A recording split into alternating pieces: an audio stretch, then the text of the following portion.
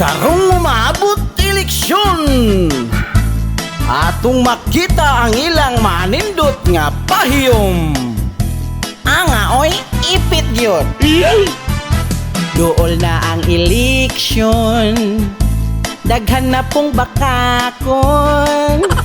Musaad sa katawhan, mubarato ang palitunon. Ang katawhan di maglisod, maudaw ang tinuod. Way magutmang mga tao, basta siya ang mudaon.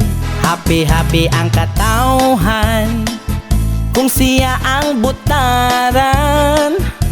Mubarato na ang bugas, tag 20 per kilo na lang. Klaro daghang kanong mabahaw, panagsan na lang maglugaw.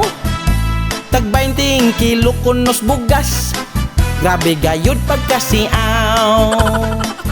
Ang bugas perti ng mahala, sweldo apud mo saka. Asan naman ang hustisya, pabor lang jud daghang kwarta. Samot perti kaluoy namong pobre, nagsagubang og perminti mingga apiki.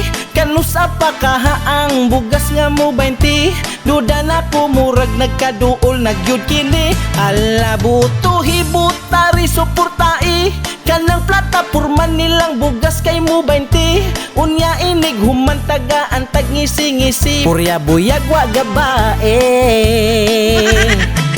Karong panahon na, swerte na kaayo ang mga asawa nga nakabanaog pisot.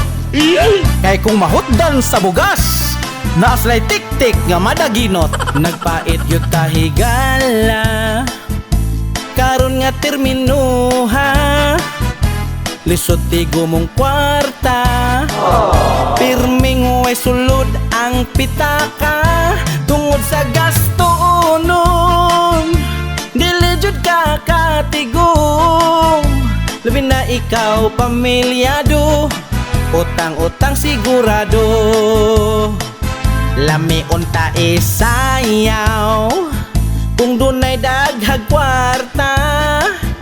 Sweldo grabe kulang tungod sa bugas nga perting mahala. Unta kini kay masulbad, ang ulo na mo galaban. Sa sigig budget sa mong kwarta, pagyabaw ka nga magkatawa. Karon gani nga eleksyon, pilian ninyong mga igsoon. Kanang tinud-anay nga mo aksyon, tarungon ta pagdesisyon. Hala butari mga pari mga mari, kanang angayan gyud dili ko tubras diskarte. Grabe luoy kaayo ta nga mga pobre, kaugma unta pirmi lang gyud di kaabanti. Hala pikahi birahi timani, ang nagpalaom sa bugas nga tag 20. Mubutar dayon ning mga ignorante, pagkawag yung swerte.